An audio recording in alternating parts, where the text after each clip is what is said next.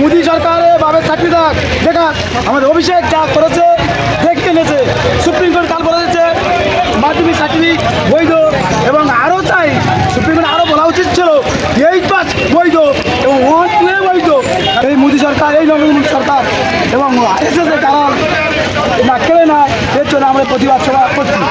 প্রতিবাদ রয়েছে, কেন্দ্র তখনও দায়ী রয়েছে, এটা স্বীকার করছে যদিও তিনি তৃণমূল সমর্থক, জোরে সমর্থক, কিন্তু এই মুহূর্তে দাঁড়িয়ে স্বীকার করছে না যে রাজ্যে দায়ী রয়েছে। কিন্তু আমরা লক্ষ্য করলে বুঝতে পারবো শেয়ার হচ্ছে, কিন্তু আমাদের যে রাজ্যে বাস করি মমতা ব্যানার্জি যা করছে, অমিত শাহ আর মোদী যা করছে, ওর বাবাদের শাস্তি জানতে কি, কিন্তু রাজ্য যেমন কেন্দ্র যেমন বঞ্চনা করে মুসলিম সম্প্রদায়কে ডিভোটার করে দেওয়া হচ্ছে, কিন্তু রাজ্য সরকার মমতা ব্যানার্জি ঠিক জায়গায় যাচ্ছে, তারে ভোট বাদ যাবে না, আমরা ঠিক জায়গায় কমিশন যা করছে, মোদী সরকার যা করছে মমতা ব্যানার্জিকে কবজা করার জন্য, অ্যাটাক করার জন্য। এখন আপনারা কি চাইছেন? আমরা চাইছি আমরা কি চাইছি এদিকে এদিকে এবং আমাদের ঠিক আছে অধিকার চলে যায়। আমরা এই যে 1919 সালে আমাদের জায়গা দলিল আছে, 72 সালে আমার বাবার দলিল আছে।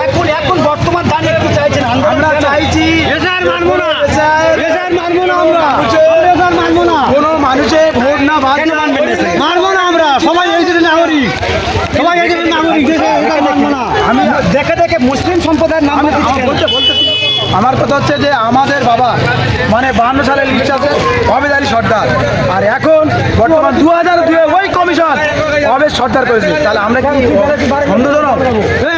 তাহলে আমি বলছি সাইফুল সাহেব নতুন করে আমরা ভারতের নাগরিক কিনা, আপনি ভারতের নাগরিক কিনা নতুন করে প্রমাণ দিতে হবে। 1919 সালে আমাদের জন্মসূত্রে এখানে আমরা অমিত শাহ চাইছি, অমিত শাহ নরেন্দ্র মোদী ওর বাপের সার্টিফিকেট দেখাক, তাহলে আমরা দেখাবো।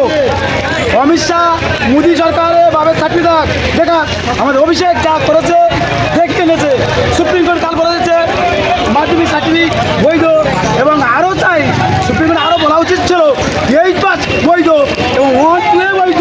কারণ গরিব লোক লেখাপড়া পেটের দায় লেখাপড়া করতে পারে না, ক্লাস 7-এ এখন কি চাইছে বর্তমান কি পরিস্থিতি কি আমরা চাইছে? চাইছি প্রত্যেকজন নাম নথিভুক্ত হোক। আমার নাম সাইবুদ্দিন সরকার, মুদ্রাবু হামপুরাতে সারসবাড়িয়া বুথে রাজনীতি বিধানসভা দাঁড়িয়ে আমি তৃণমূলের বুথ সভাপতি।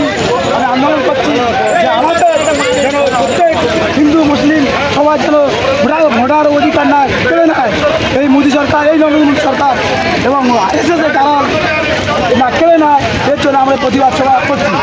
প্রতিবাদ চলবে দীর্ঘদিন চলবে। এই মুহূর্তে দাঁড়িয়েছিলাম উত্তরাবাদ, সেখান থেকে রাগে ক্ষোভে ফুসছে সাধারণ মানুষ, তারা কিন্তু একাধিক প্রশ্ন তুলছে, একাধিক কেন্দ্রের বিরুদ্ধে যে বঞ্চনা, সেই বঞ্চনা তুলছে, কিন্তু রাজ্যের বিরুদ্ধে কেউ বলছে না। কিন্তু রাজ্য কতটা দায়ী রয়েছে, কেন্দ্র ততটা দায়ী রয়েছে, এটা কিন্তু স্বীকার করছে যদিও তিনি তৃণমূল সমর্থক, জোরে সমর্থক, কিন্তু এই মুহূর্তে দাঁড়িয়ে স্বীকার করছে না যে রাজ্যে দায়ী রয়েছে। কিন্তু আমরা লক্ষ্য করলে বুঝতে পারবো মুখ্যমন্ত্রী আজও বেঁচে আছে কিনা, সেদিকে আমরা তাকিয়ে রয়েছে, তাকিয়ে থাকবো। তিনি বলেছেন এসআইআর করতে দেবো না, কিন্তু চালু হয়ে গেছে, আন্দোলন চলছে, মুসলিম সম্প্রদায়